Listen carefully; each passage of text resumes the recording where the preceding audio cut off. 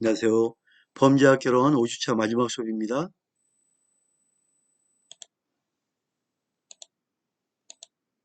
이 시간에는 범죄의 생물학적 원인 중에 범죄와 유전에 대해 살펴보겠습니다. 과연 그러면 여기 보면 범죄인 그 집안에 유전이 맞는 건가? 그 가계를 그 집안의 계보를 연구해보고 쌍둥이는 어떠냐? 또 그 입양한 아이들은 어떠냐? 이런 걸 살펴볼게요. 양자. 양자 알죠? 양자. 어, 저, 고아원이나 시설에서 입양한 아이들, 그 아이들을 유전은 없지만 키웠단 말이에요, 부모가. 그러면 부모의 성격을 받느냐, 안 받느냐. 연구 결과 볼게요. 자, 범죄자의 가계를 연구를 했단 말이에요. 과연 그 범죄자 집안의 가계는 어떤 건가? 범죄의 생물학적 요인을 중요시하는 주장은 1980년경을 기점으로 크게 발전했는데요. 그 범죄자나 그 외의 사회적 이탈자가 많이 나오는 가계를 조사해 가계도에 의한 유전과 범죄 관계를 밝히려는 연구를 했는데요. 특히 고다드, 이 고다드는 1912년 카리카그 카리카그가를 출간하였고 12년도에 카리카그라는 그 사람의 집안을 출간했고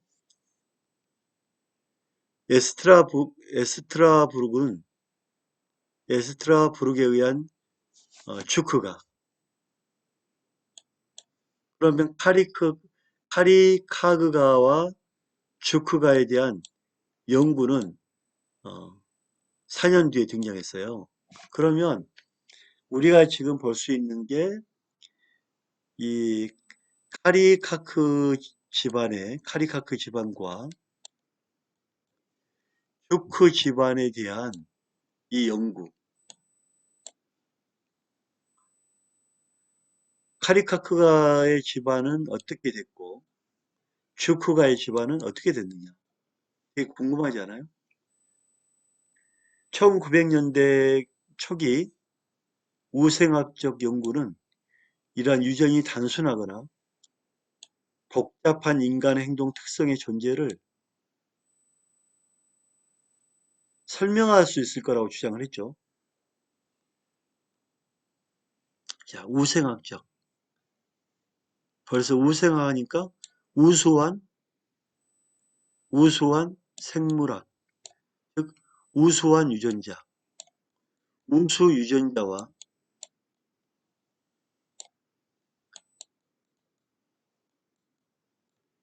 DNA,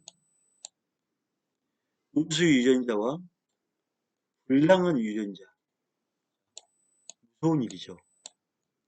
여러분, 우수한 유전자와 불량한 유전자로 나눠버리면 무서운 일이 생기겠죠. 불량한 유전자는 없애려고 하잖아요. 없애려고. 그죠? 그러니까 우생학 연구는 위험한 연구다. 이런 방법이 봅니다.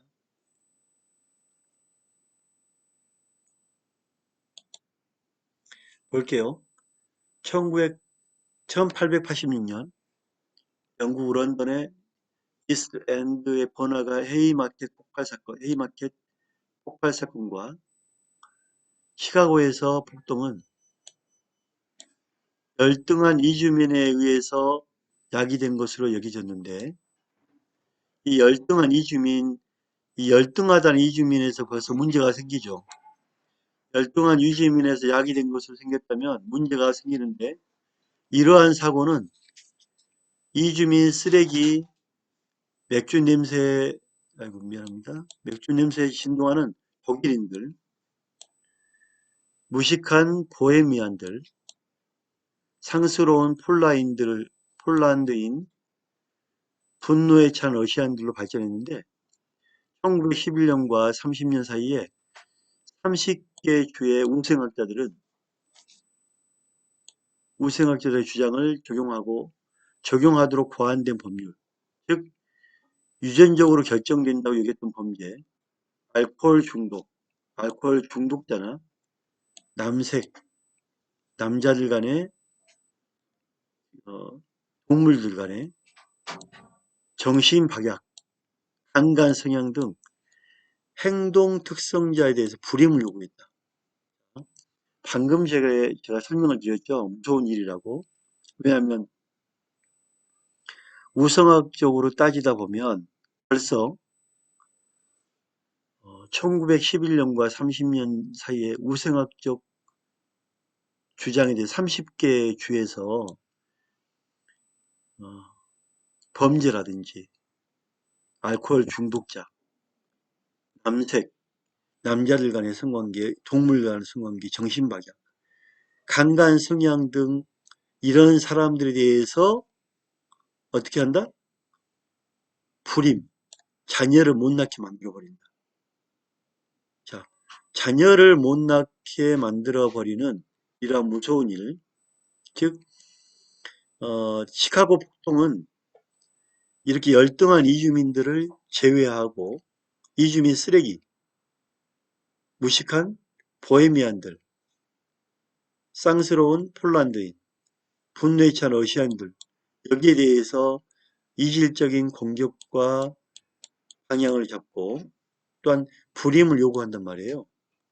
우리가 우생학적 이런 연구는 되게 위험하다.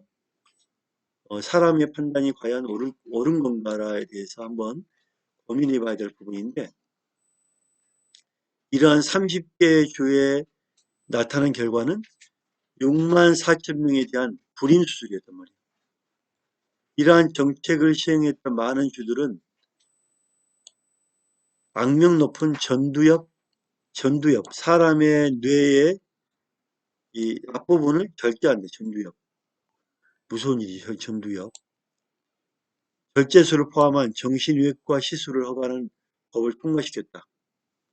전두엽의 뇌의 인지 기능, 인지 수행 기능, 즉 미래에 대한 계획, 경험 통한 학습 능력, 감정적 신호를 해석하고 반응하는 이거를 제거한다. 즉 사람으로서의 가치 상실, 그 다음에 임신을 못하게 하는 거. 이런 거는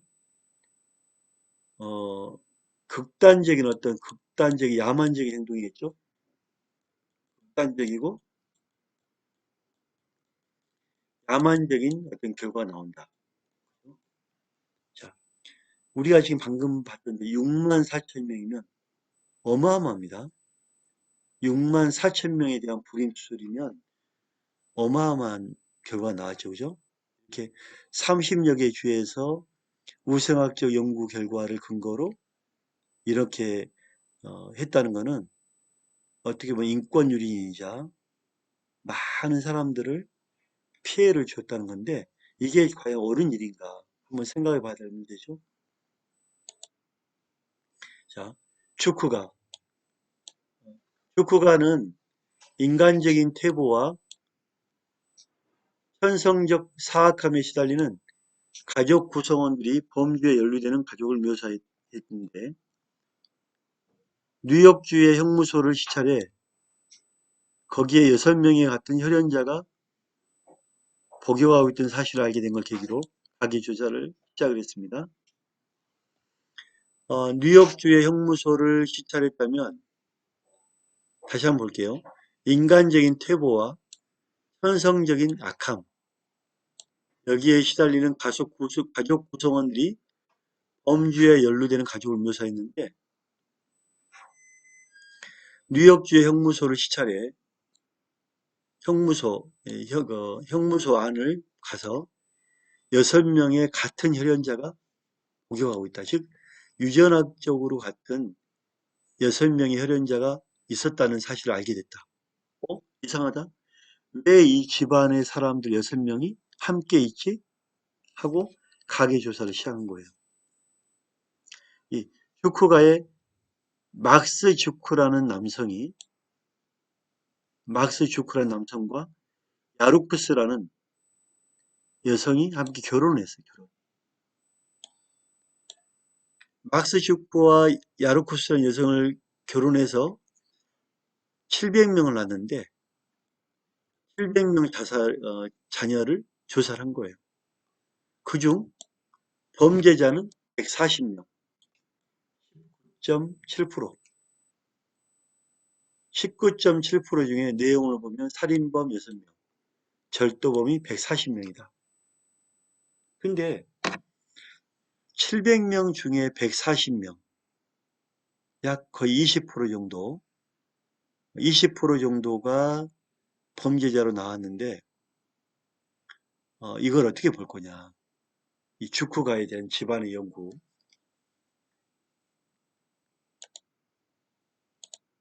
자, 그러면 카리카크가에 대한 연구인데 카리카크가 주크가의 방금 20명, 200명을 대상으로 봤을 때 700명을 대상으로 봤을 때 거의 한 거기 우리가 이제 그 주크가의 한 20%가 범죄자로 나왔다고 결론이 났잖아요. 그러면 카리크가는 어떻게 주크가와 비교했을 때 어떻게 났을 때 한번 봐볼까요?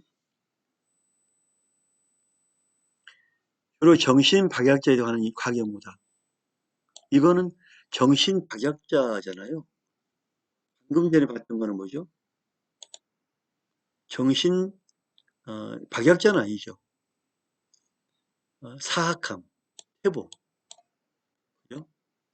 태보와 사악함에 관련된 여기에 6명 혈흔자 감옥에 있으니까 막스 주크라는 남성과 야르쿠스를 보고 가계조사 700명을 조사를 해보니까 20% 140명이 나왔고 카리크가는 정신박약이란 말이에요. 정신박약을 가진 부모는 대부분 정신박약을 낳죠. 그죠? 근데 막스 주크가와 카리크가를 연계한다는 것은 약간의 좀 다른 것 같아요. 대상이. 왜냐하면 카리크가는 정신박약자를 가지고 하는 거고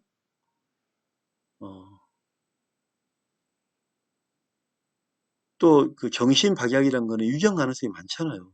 그죠? 어느 높은 이런 걸 대상으로 주크가와 비교한다는 것은 차이가 있죠. 그죠? 자, 카리카크에 대해서 고다드라는 학자는 되게 고다드는 유명한 학자거든요.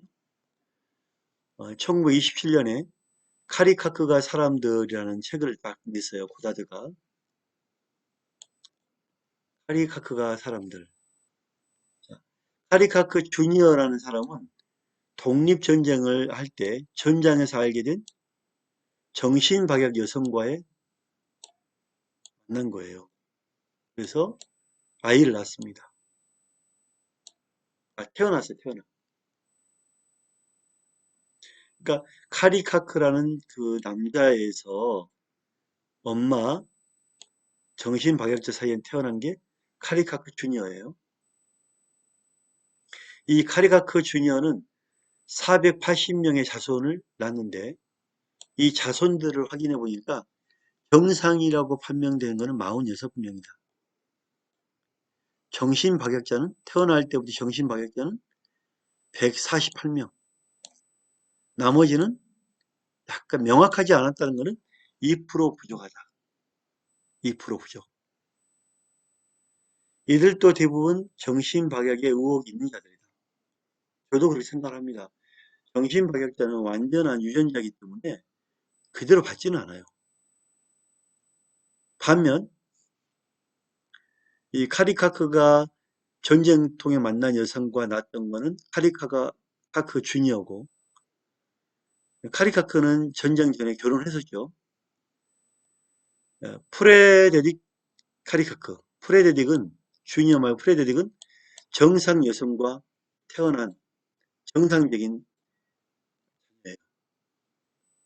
490명의 자손을 찾아봤지만 정신박약자는 한 명도 없었어요. 정신 한 명도 없었고 모든 자손이 정상이고 실업자, 변호사, 대학 교수 등 사회적 지위가 높은 사람들이 많았어요. 완전히 딴판이죠. 정상적인 엄마와 정상적인 엄마 프레데릭과 결혼했을 때는 정상적인 자녀가 나왔는데 정상적이지 않은 카리카크 주니어와 정신박약자 엄마가 결혼했을 때 주니어가 태어났는데 그쪽은 대부분 정신박약자란 말이에요. 고다드는 1921년 교도소 수감자의 IQ를 또 검사했어요. 자, 이 부분은 다른 내용이니까 좀 더 이따 내가 정리할게요. 따라서 그러면 우리는 뭐를 볼 수 있느냐? 카리카크가 이 남성이 정상적인 여자인 프레데릭과 결혼했을 때는 정상적인 아이가 태어났고 정신박약 전쟁통에 만난 정신박약자 여성과의 태어난 자녀 이 주니어는 대부분 자손들은 정신박약자였다. 그러면 이 집안이 완전히 상반된 결과가 나왔는데 유전적인 정신박약의 내용은 유전된다. 이런 결론이 나와요. 어떤 정신적인 유전, 어떤 두뇌에 대한 유전 부분은 유전된다고 볼 수가 없다고. 유전, 유전 부분을 결코 무시할 수도 없다. 유전 부분도 사람의 살아가는데 많은 부분을 차지한다. 우리 부모님, 할아버지에 대한 유전적인 부분도 되게 중요하다. 이런 결론이 나오죠. 또한 고다드는 1921년도에 교도소에 가서 수감자들의 IQ를 이제 검사했어요. 이 사람들, 교도소에 있는 사람들 IQ는 얼마 정도 되나? 하고 최초 IQ 검사를 한 사람은 고다드입니다. 고다드. 그런데 고다드의 말을 듣고 이제 병원에 감옥에 검사를 해보니까 뭔가 부족한 애들. 정신박약. 정신박약은 IQ 검사 안 될 정도잖아요. 그죠? 박약의 정도는 29%에서 89%가 이른다. 대부분 IQ 지능도 떨어지고 정신박약도 심하다. 따라서 이런 IQ와 정신박약 부분은 유전이 된다. 이렇게 본 거죠. DNA 우선학적 연구가 어떤 방향이 치우쳤지만 참고할 부분이 있다. 특히 왜냐하면 카리카그 어, 카리카그 집안의 내용을 보면 이런 부분이 인정할 수 있는 부분이잖아요, 그죠? 어떤 정신박약에 대한 유전 이런 부분은 인정해야 된다. 저는 그렇게 봅니다. 100%는 아니지만 일부 인정해야 된다. 자, 쌍생아 연구, 쌍둥이 연구. 자, 쌍둥이는 같을까요? 쌍둥이가 같을까요? 유전학적으로는 같겠지만 보고 듣고 생각하는 건 다를 수도 있겠죠. 유전학 성과를 합쳐 일란성 쌍둥이와 이란성 쌍둥이의 비교에 의해서 범죄와 유전의 관계를 밝힌 것이 쌍생아 연구이다. 쌍생아는 하나의 수정란이 둘로 나뉘어진 경우죠. 나머지 일란성 쌍생아와 두 개의 수정란이 하나, 둘, 발육한 이란성 쌍생아가 있다. 자, 1930년대에 쌍둥이 연구의 황금시대라 불렸다. 독일의 생리학자 랑, 쌍생아,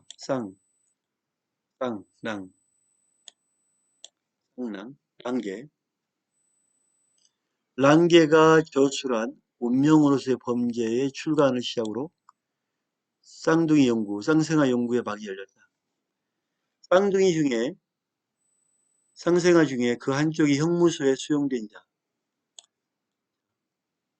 일란성 쌍둥이, 이란성 쌍둥이,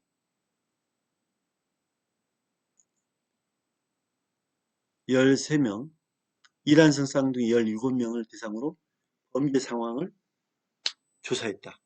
형무소에 수용된 일란성 쌍둥이 13명, 13조, 1조 2조 따지면 이란성 쌍둥이 17개 조를 대상으로 조사해봤다. 꽤 그래도 작진 않죠, 그죠? 여기서 일란성 쌍둥이는 이란성 쌍둥이에 비해 범죄 일출이 높고 하나의 유전이 높고 범죄 횟수나 형태 그리고 형무소 내의 형태 등이 상당히 닮은 것으로 확인됐다. 유전적으로 같으니까 유전 소질이 범죄성에 결정적 영향을 갖고 있다고 주장했다. 국제적으로 범죄 일치로 보면 일란성 쌍둥이가 60%, 이란성 쌍둥이가 30%다. 이란성이면 남자, 여자가 태어날 수도 있죠. 그죠? 이란성이니까. 생각하고 환경이 다르죠. 환경도 무시 못한다 이거예요. 하지만 여기서 봤을 때 랑게가 주장한 쌍둥이 연구는 랑게의 주장한 쌍둥이 연구는 어느 정도 유전학적으로 관계가 있다는 걸 우리 알 수 있겠죠. 그죠? 무시할 수는 없다. 약간의 관계는 있다. 자, 양자 연구. 자, 양자 입양을 했다는 아이를 양자로. 비교적 성장한 쌍둥이 아이를 입양한 경우에 그 양자는 이 양아들, 이 부모의 난 자식은 아니잖아요. 하지만 함께 산다면, 함께 울타리 안에 산다면 어떤 결과가 나올까? 유전학적으로 관계가 있을까? 유전학적으로 관계는 없지만 키우는 역할에 따라 바뀔 수 있겠죠. 예를 들면 저는 그렇게 생각합니다. 폭력배 자녀라면 좋은 부모만 폭력배 부모가 낳은 아이지만 좋은 부모 밑에 키웠다면 이 폭력배가 아니고 형사가 될 수 있겠죠. 그죠? 그렇게 생각합니다. 성장한 양자를 들인 대상으로 양자의 범죄성이 실제 부모 영향을 받는가 아니면 DNA 부모 영향을 받는가 양부모 영향을 받는가 이걸 비교 검토한 거죠. 근데 저는 여기 물론 유전적 요소도 무시 못하지만 키워진 부모 이 영향을 받는다고 저는 봅니다. 1970년대 초반에 슐 싱거는 정신병자 연구를 통해 이 정신병자 연구하는 게 과연 맞을까요? 정신병자는 정신병자이기 때문에 쉽지 않은 그런 부분인데 정신병자 연구를 통해서 이 연구를 진행했다. 정신병자 병명을 가진 양자 57명을 뽑아 양자 정신병원 집단과의 연령, 성별, 양자로 들어간 연령, 양부모의 사회적 지위가 같은 57명의 양자와 57명의 비정신병자 그 부모 비교를 한 거예요. 그 결과 정신병자 혈연 존재자의 14.4%가 정신병과 관련이 있는 알코올 중독, 약물 남용, 범죄 등이 밝혀진 것에 비해 그러니까 유전적으로 술을 잘 먹으니까 밝혀진 것에 비해 비정신적인 혈연 관계의 동일한 이상 비정신병자의 혈연 관계 사이에 동일한 이상을 보인 것은 6.10%다.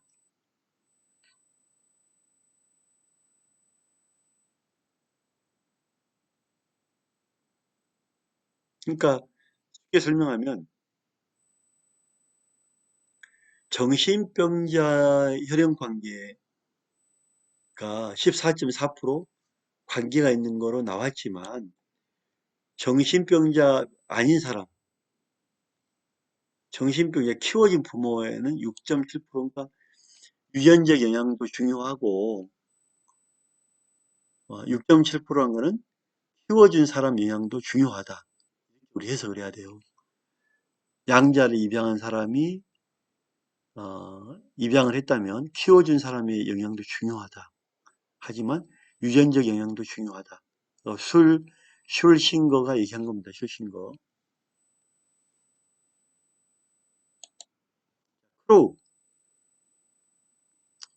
크로우라는 사람은 아이오와주에서 범죄 있는 모친에게서 범죄자 모친에게서 태어나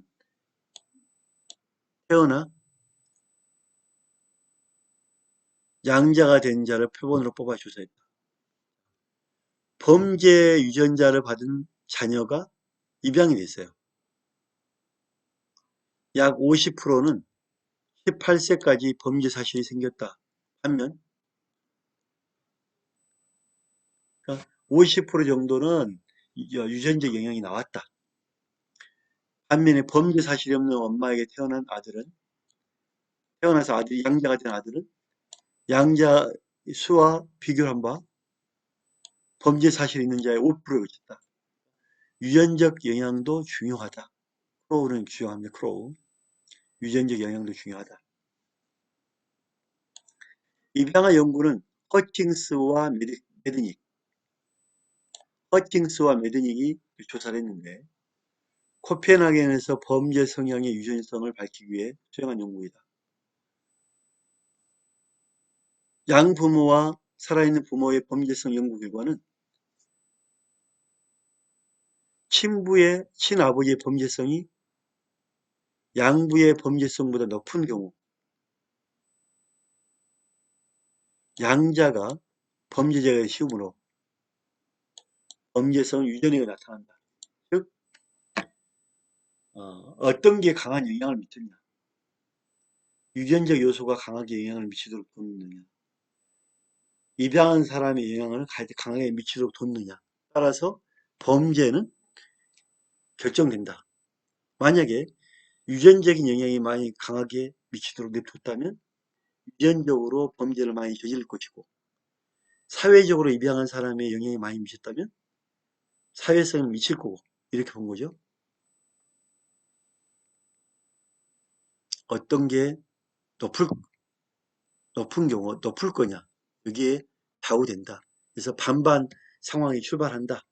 똑같은 상황이 출발한다. 이렇게 보면 되겠죠. 자, 염색체 이상 연구부터는 다음 시간에 하고요. 우리가 입양아 연구, 또 쌍둥이 연구, 정신병인 연구, 유전적 연구 이런 부분에 대해서 어느 정도 유전적 요소를 무시할 수는 없다. 이런 결론이 나왔죠. 그죠? 수업은 여기서 마치고 6주차에 뵙겠습니다. 감사합니다.